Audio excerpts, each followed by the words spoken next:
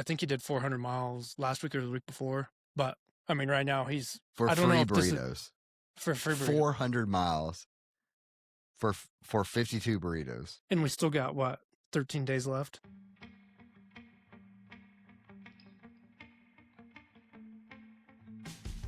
It's Golden Hour Adventure Time, featuring everyday people doing extraordinary things. From the peaks of victory to the valleys of defeat, these are their stories.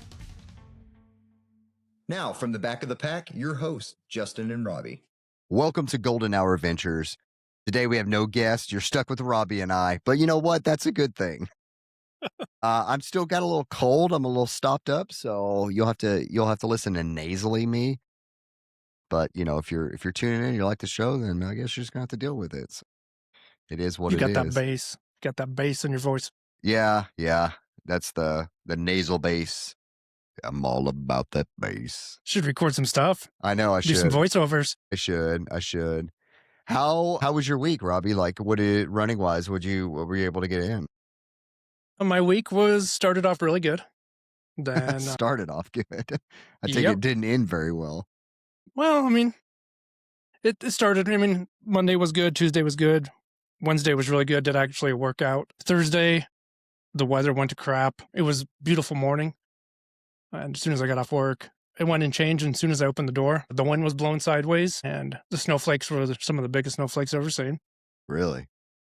Yeah. So I was like, whatever, I'll get up in the trees, and it was all good when I was in the trees. But the problem is the snow was accumulating on my glasses. I've never had that happen before. So is that real wet snow? It was wet, but the wind was just blowing it, right to my glasses. And I guess my glasses were so warm, and I was going for 6 miles easy, kind of a recovery run. And I just called it quit after 3.5 miles. Every time I wiped off my glasses, it got to the point and it started getting a little dark. I'm like, I'm just going to get hurt. Yeah. The wind was blowing so hard, and my ears were stinging. And I went out prepared when I walked in. Earlier that morning would have been shorts weather. It was 60-some degrees, no wind. And when I walked out, I had tights on, a jacket, long sleeves. But it was bad. Then Friday, we had high wind warning. Schools were canceled. Well, wow. Yeah, so it was bad. A lot of damage again. Lots of tipped over semis on the freeway. It was bad. And Friday was my off day, so not a big deal. Saturday, I planned to go hit Black Elk because I got to get it this month. And I woke up and the wind was just howling, and I knew if I got up there, and it was just brutal. I just was like, I'll see how the day goes. Well, I never got out. I just hung out all day, which was kind of nice. This morning, I was like, well, I'll go hit Black Elk. Well, the wind woke me up about 4 o'clock this morning, and it's still blowing crazy. I did some stuff and was like, maybe. And I just ended up going to the gym. So here I am. Nice. 20 miles this week. Not a bad, at least you got something in, you got a little strength session, and it's not bad. Yeah. I mean, I made a post last week actually early this week, because last week I missed my long run and I had a dip in training, and I labeled them both as life. I had one a couple weeks ago, and then I had one last week. And you know what? It's all right. Like, It's okay. You're not going to, if you're a 40-mile week, 50-mile week, and then you have a 20-mile week, you're not losing fitness. In fact, your body's probably thanking you for giving you that down week and a little bit of extra recovery. There's nothing wrong with that. But I think people just get too wrapped around in the mileage, and it eats at them. And then, here we are with injuries and regret and resentment. And it's just like, man, if you just give yourself a little bit of grace and take those days that you need to take. Another thing to take is, like, if you're experiencing a sickness, you're throwing up or your body is just like aching, take a day, take 2 days, rest. You don't want to add that extra stress. I see it all the time, man. It's crazy to me. Here I am with the sniffles, and I ran this morning and yesterday. I think yesterday's the reason why I'm running with this, or had the sniffles. My question always is too, especially when you're working with athletes, is so you missed your long run, right? You missed your 15-mile run or whatever it may be. If you've been consistent for just say, 6 weeks and you miss and you got a 30-mile week, what's the problem? A lot of time it's their ego, right? Has nothing to do with the mileage or anything else. It's their ego taking the hit. And that's something we have to learn to deal with as runners. It's just athletes in general. We all go through it. Yeah, And like I you said, actually have an athlete right now that the whole family's sick. They got sick. They have a race next weekend. And I'm like, let's not push anything. Let's not, if you wake up and you feel like crap, we're taking the day off. Tomorrow you wake up and you feel like crap, we're taking the day off. The fitness is already there. The work has already been put in. That 10 to 15 miler that was scheduled is not going to make or break the race next weekend. And so that's a good prime example. yeah, I pay attention to my HRV because I'm just weird. And since I haven't been running, my HRV is like super, super high. And I'm like, huh. And I've paid attention to HRV for a long time. And I was like, well, I've always Googled it when it's been low. I've never Googled it when it's been high. And it was kind of cool because it was saying there was like one con, but it was more of a medical issue. But the pros is your body's adapting to the adaptation you're putting it through. And since you take a couple days off, your body's like, oh, there's no stress. So, your HRV's higher. And it made total sense to me. And I was like, huh, made me feel pretty good about myself because usually my HRV is right there in the low and I know that I'm stressing my body, but last 3 days it's been way high. And I was like, oh, okay. Good to know that little bit of a deload is actually good for me physically. And it's been pretty good for me mentally because if I would have won and ran in this wind, Yeah, like it wouldn't have been fun. I wouldn't be able to look up. I would have my head down. I would have just struggled through the miles. Could I went and got on the treadmill? I could have. But to me, it's just life. Like you put it, life. Yeah. Yeah, I don't have an issue with the treadmill. Like, obviously, I use it quite often just because of the weather here. We have actually pretty good weather here right now. We're in the positive, so that is a positive in itself. But today I had a run hike session, and so it's just easy to wake up early and just jump on and do a run hike. So finished out the week. I actually had a pretty good week this week. I had a 49.77 mile week. Nice. And I am not going back out to get that extra mileage for 50. So yeah, just turn it on and walk around in the house. I am not that person, and you know that I'm not that person, man. I'm gonna let her ride at 49.7. I think after this, I'm gonna do a post so I can just troll some of my followers. Yeah. I mean, I do the same thing. I have very random numbers. My numbers aren't ever around. No. Just when I get back to the car, I hit stop and that's it. 100%. Yep. You won't ever catch me running around the parking lot. Yeah. It's so stupid. I actually had a pretty good week. Like, I mean, the week was typical, but the weekend was pretty good. We had a race.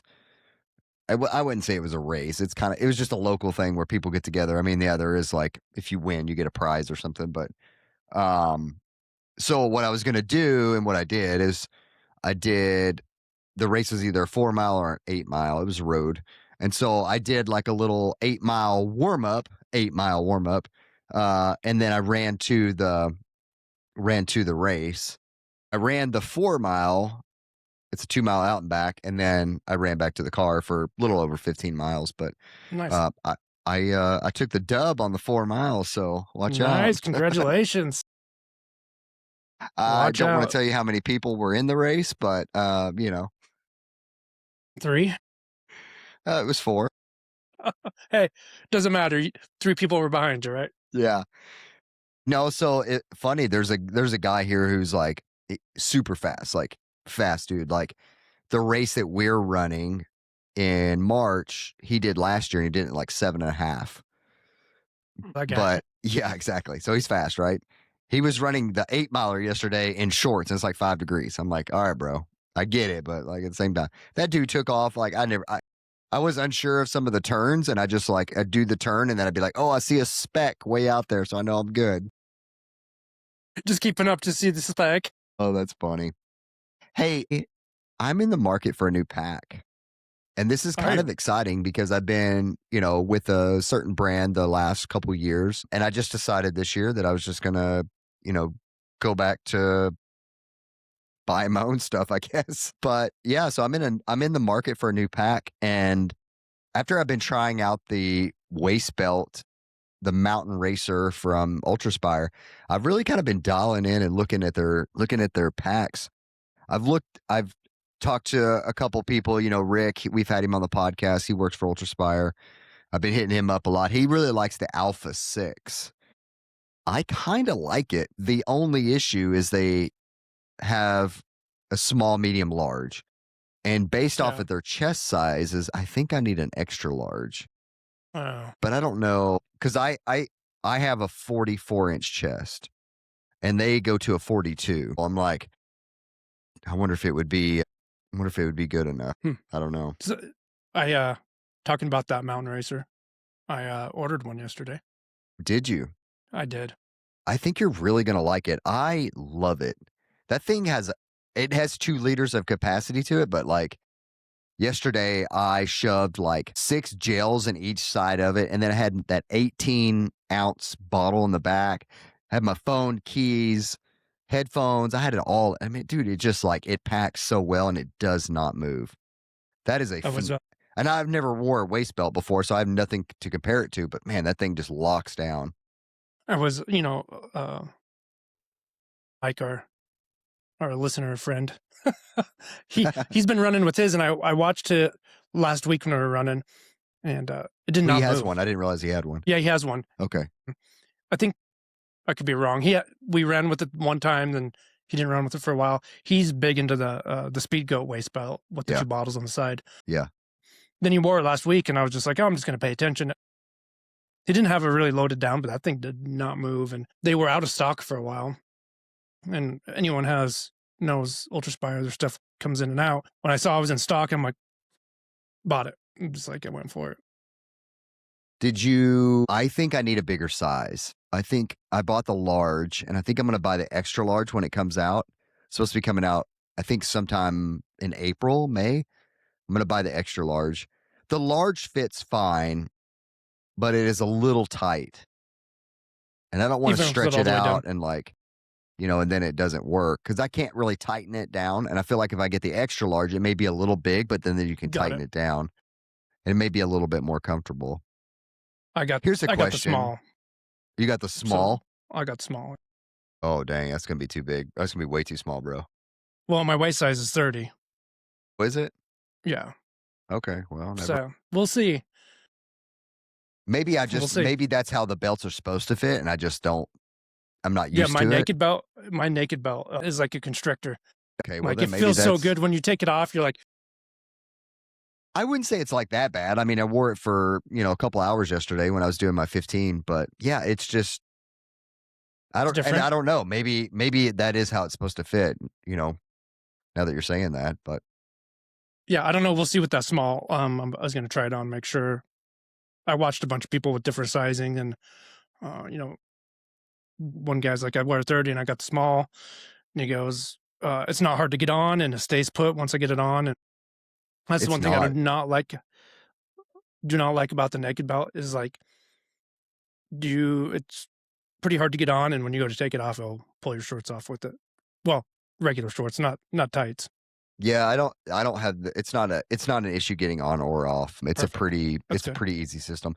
And I had it loaded down yesterday when I put it on. Like, I had the bottle in there, I had all the gels in there, phone, keys, all that stuff already in there when I put it on. And so it was already loaded down when I put it on. And so I didn't have an issue. Here's a question for you. How do you wear your belts? Do you wear it against the skin, or do you wear it like with the shirt tucked in? Like, how do you wear it? So it depends. Summertime, it's just on the skin. When it's right above my hip bones there on my skin. In the wintertime, it's under my shirt. Or over my shirt, excuse me. My shirt's underneath. Yeah, because I've been wearing it, but I'm like, man, will it chafe? I don't know. I have a bigger midsection, so I wear mine high. Like, the top of mine is kind of hitting my belly button. That's kind of where mine rides. That's where mine rides too. That's where it's most comfortable too. Yeah, I mean, some of those other ones you're supposed to, wear lower, but I think all of them are going to ride up unless they're really good at staying in position. And I think if they're really good at staying in position, you're going to get some chafing. I would imagine. I'm not 100%. Maybe you people out there with waist belts, let us know. Yeah, that's my only concern is against the skin. That thing doesn't move. I mean, it's doesn't move on you. Like I said, I had it loaded down. I had that 18-ounce bottle fully loaded with water and tailwind. And then I don't know how many gels on each side. And it was I mean, it had way more capacity to carry more stuff, but yeah, it wasn't moving at all.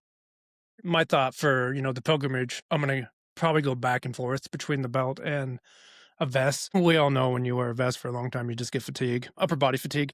Luckily, I don't have to put a lot of stuff in there, but I know I'll get some fatigue there. So, you know, maybe we'll wear the belt for a day, then vice versa. I'm not sure yet. One thing that, I've got the OG Ultraspire waist belt with the aluminum in it. And one thing I do not like about that is when I have a jacket on, it pushes my jacket up, then my jacket will flop over the light.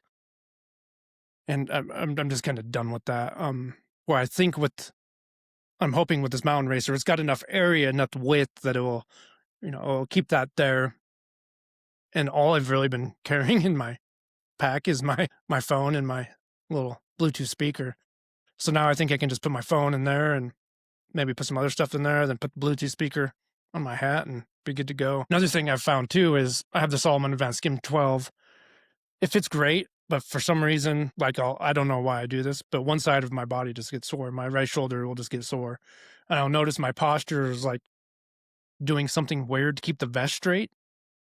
I don't know what it is, but I'm kind of done with that too. So I don't have a loaded down.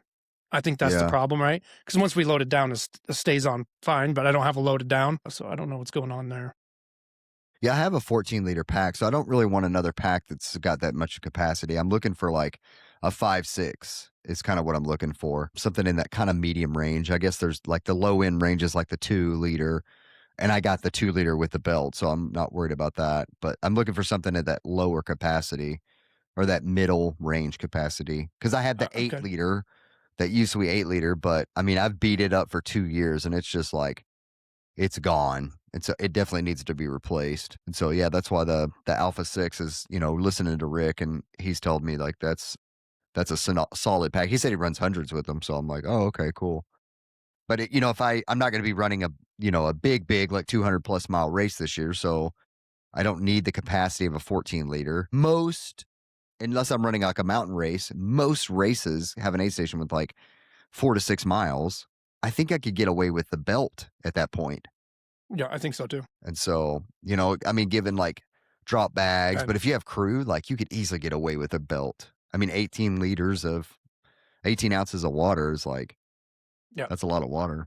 I mean, Mhm. not a lot of water, but it's a good amount to It's get you enough to through get to the you- next aid station. Yeah, enough 6 miles, 2 hours. Like Kettle, I for sure would have wore a belt at Kettle. That's for sure. I know. But I could also see Mike- how the belt would give you fatigue as well. Like you could get fatigue Yeah, from yeah. the belt, and it would be nice just to like, run like the first 60 miles with the belt on, and then put your pack on for like the last 40, and really don't have to think about anything.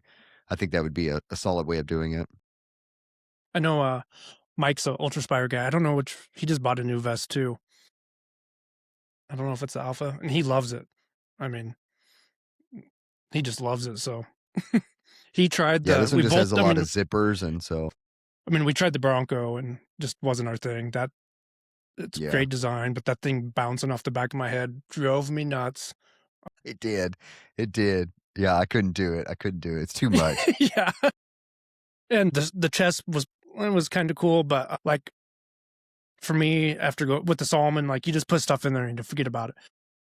Some of the stuff you put stuff in there and stuff could fall out because it just doesn't get tight enough. So I think with the belt will be great. And I'm kind of like you too, looking for something maybe a little smaller, like the, Advanced 6 or the Sense 6 or something like that in the Solomon, but I'm open to trying other brands too. Dude, I have the Sense 6 or whatever, the Active Skin 5 or whatever it is. That thing is hot garbage. I would Is that- not ever spend your money on that. It is hot garbage, dude. That thing bounces like nobody. Oh my God, it's awful. I hate running in that thing. It was given to me as a gift. And it's like, so I'm not going to ever get rid of it because, it was a gift, but I hate running in that thing. Well, I have that Norm, the Norm vest, and that thing is rock freaking solid. It does not Is move it? at all, but like the back part of it is waterproof. So like getting stuff in and out of there, it's like doesn't go in It's gonna or be out. hot Like, too. yeah, it is hot down there. Like wearing it just with a couple bottles and very limited stuff in there, it's awesome. But it still gets hot down where that waterproof section is, and that tantrum looks pretty cool too because it's lower. But I don't know. But yeah, I There's so forgot many about the options. tantrum. There's so many options. There are so these many days. options. I know there's so many. I wish I could just like have an unlimited like funds and just buy them all, and then I guess you can. You just buy them whatever you want and then send them all back. But Yeah, that be just that seems guy. like a pain. Yeah, be that guy. I didn't like this. I'm sending it back.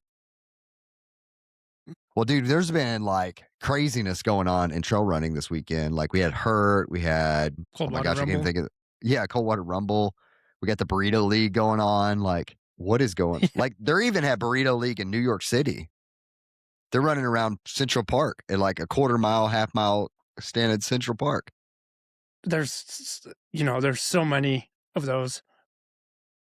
I was looking earlier, and let's see here.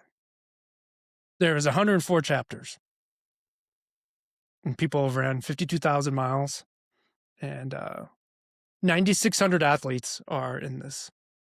Oh my gosh. Here's my thing. If you own a business, why are you not capitalizing on this?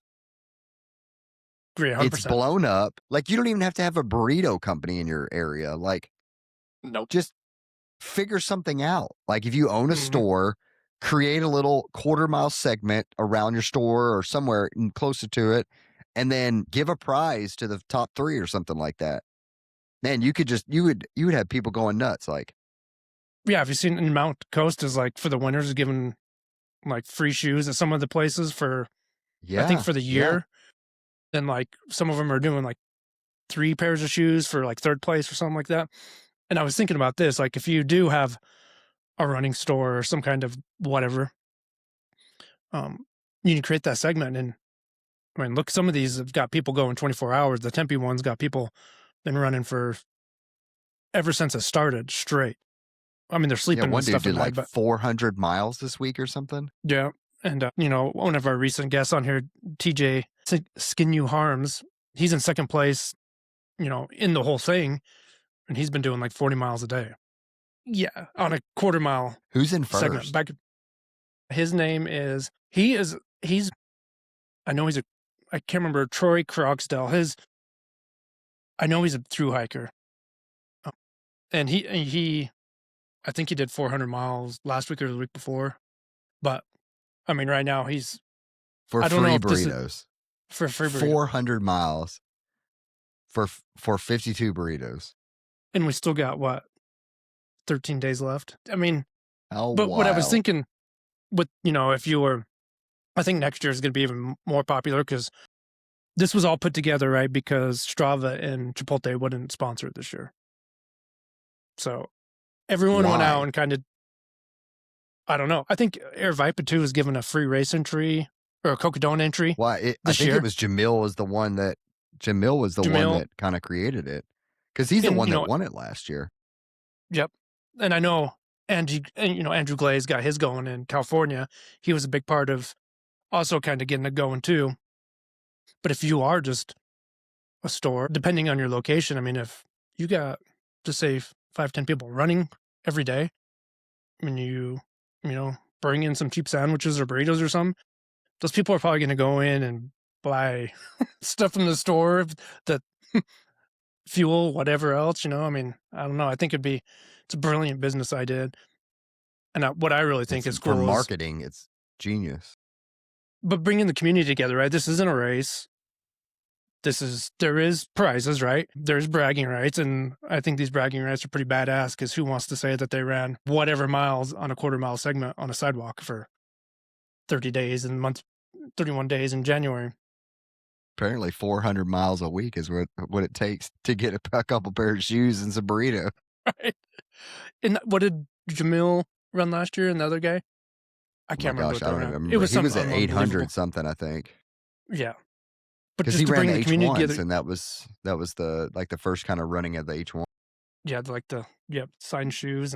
But I think it's cool because people are just showing up, right? Walkers, people that like whatever. I'll go out there and hang out with these people. It's in the city most of the time, and there's always people. So I think it's really cool with the community aspect too.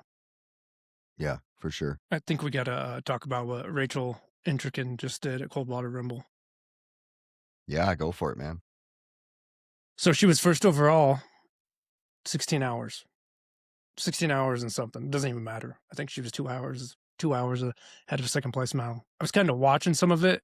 She looked like she was just out for a jog in the park. It's the women are showing up last year. I believe this year they're going to show up too. It's really cool to watch how the sport's just changing. I mean, what's her name? Molly Seidel, smoked the 50K at Bandera. Coming from, marathon to trail. That was her first ultra, but let's be honest, that's not her first ultra, right? I'm sure she's run an ultra in training before because Yeah. she's a marathoner. So, Well, but I think Des Linden's, she's running the Black Canyon 50K. is she? Yeah. It's her first official ultra. Like I said, I'm sure she's ran one before, but my gosh, Siri came in again. Alexa came in. She wants to get into the conversation. I know she's trying to get in on it. Yeah, I think this is her first official one, so it should be exciting to watch. Yeah, it was pretty cool. Then, I don't know much about the Colorado Rumble, but the 16 hours first overall, like that's pretty cool, I think. Yeah, I don't know. I don't know anything about the race, to be honest with you. I know it's grown in popularity over the years for sure, but I don't know much about it. I had an athlete run the 100K last year, but apart from that, yeah, I don't know much about it. I think it's very similar to Javelina. It's kind of got the same. I wouldn't say it's got the same vibe as Javelina, but it's got the same type of terrain, and it's not like a super mountainous hiking, climbing type course. I think it's a very runnable course, but I know nothing about it. Yeah, and it's been around for a while too. I mean, when I first got into ultra running, I think a lot of people back in the day were using it as their first kickoff to the year because it's dirt in Arizona in January. Yeah, it's got 9,000. I think 9, now it's feet. used as 9,000. Okay, so I'd say it's very similar to Javelina. Yeah. I think Javelina's got maybe 6 to 8, something like that, but yeah, close. I think a lot of people are using it now as a training run for Cocodona because it's got the rocks that you're going to be experiencing on the course. It's good timing because it's early January. You got time to recover from the 100-mile and get ready for the 250. It's a good tester. I think all things just line up. It's a great race to go test gear and everything for Cocodona. We had our last guest, Jen. She ran the 100K. Yeah, and she's got the ITI 150 coming up, so it makes sense that she goes down there. I saw her running the Burrito League, and I was like, of course you're down there running the. That popped up my Instagram. I was just laughing. Yeah, I said, of course you are. She goes down there a lot in races. Does she?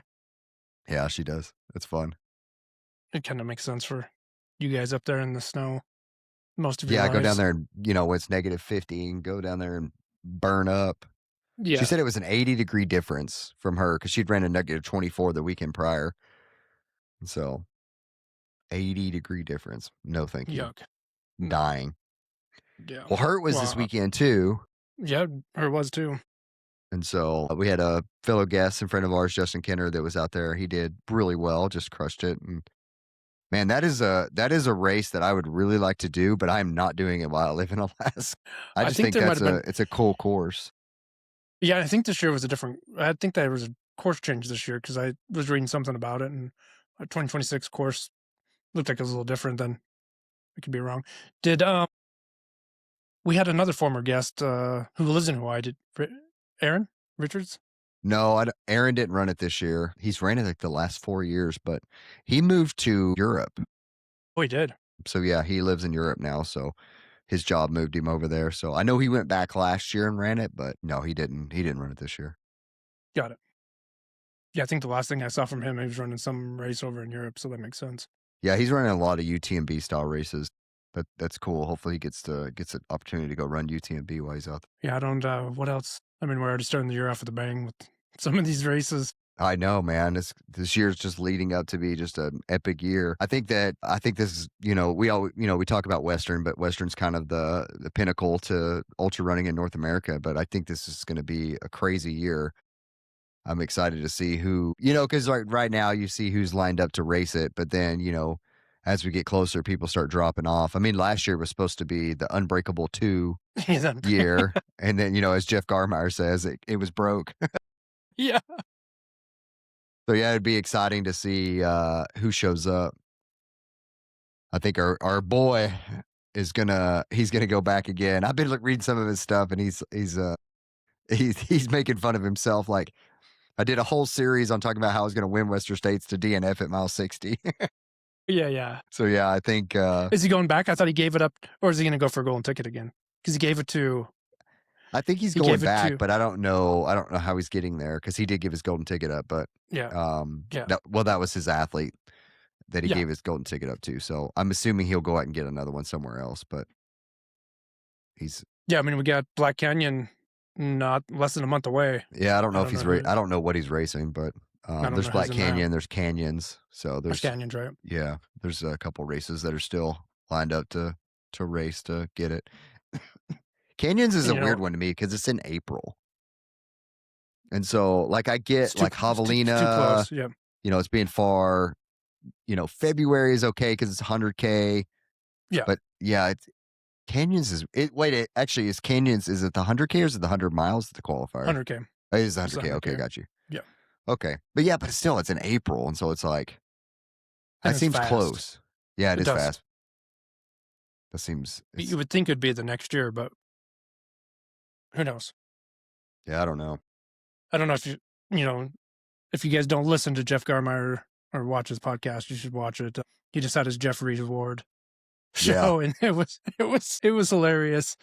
But what was that guy's name? Ryan. Derek Little. But Ryan, the guy that's been trying to get in from a golden ticket, and he keeps getting 4th place. Oh, I don't know. I can't remember his name. Yeah, I know you're Ryan talking Montgomery. about Ryan Montgomery. Yeah, Ryan Montgomery. Yeah. This year, he got in off of technicality because someone gave up, and Jeffrey gave him the award for I can't remember the exact name of the award. The guy trying the hardest to get in Western States and keeps failing, but finally got in because he ran all over the world. He went to other, races outside the United States to try to get in on a golden ticket, and came in. You think at that point you just get your sponsor to get you in? Yeah, but it was pretty funny. Then That's crazy. He gave our former guest Andrea Moore. He gave her the most walked miles of the year or something like that. Yeah, she did 8 or 10 200-miler. Yeah. I was listening to it, and I was I had to finally turn it off because I was driving on the freeway. It was windy, and I was laughing my ass off. I'm I'm gonna go in the ditch if I keep watching this. That's so laughing funny. my ass off. That's so good funny. job, Jeff. Oh my god. Yeah, that was phenomenal. I commented on Instagram. I said, okay, well, my 2026 goals have changed. How do I win a Jeffrey? Too good.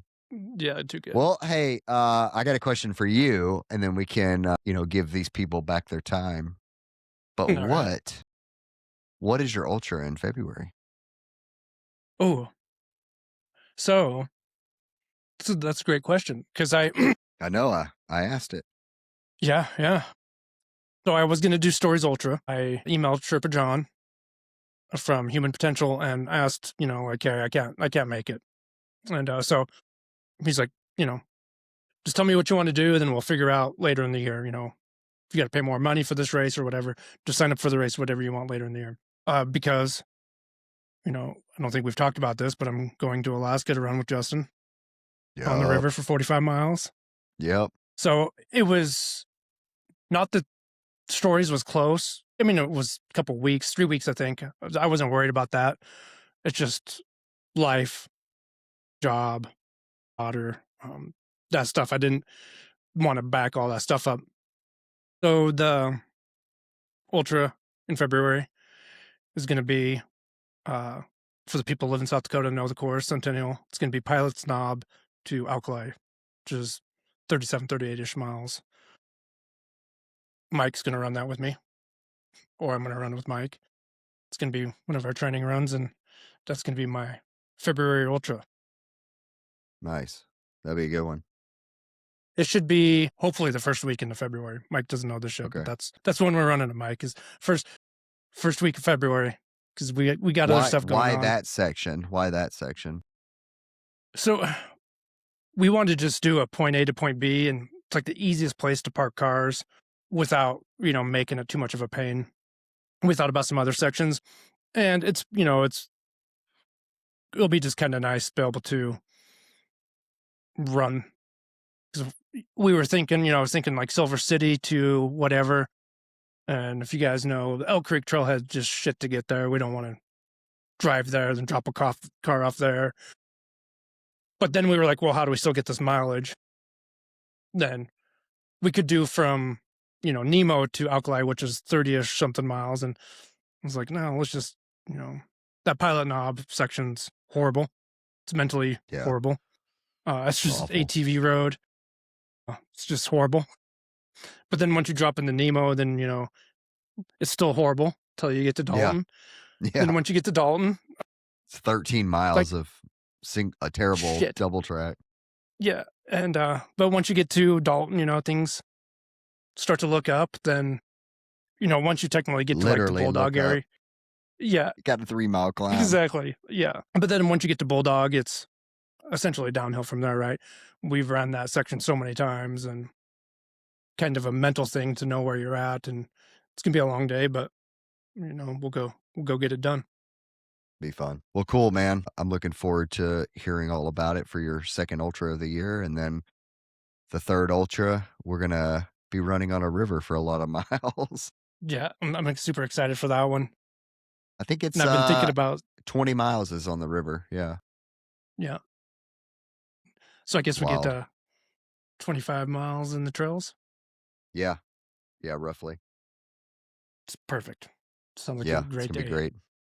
I mean, technically the river is a trail itself because they cut a trail through the river. So it's all trail, but yeah, it's 20 miles on the river. Well, it's if it was summer, we wouldn't be running there. So I guess that's something a little. That's true. That's different, true. Yeah. Something a little different too. Yeah. You cannot run this race in the summertime. You can't even run the trails in the summertime. Oh, because they're all swamped. They're all swamps. Yeah. Yeah. I wonder when you do it on Strava if it looks like you're running on the. It does.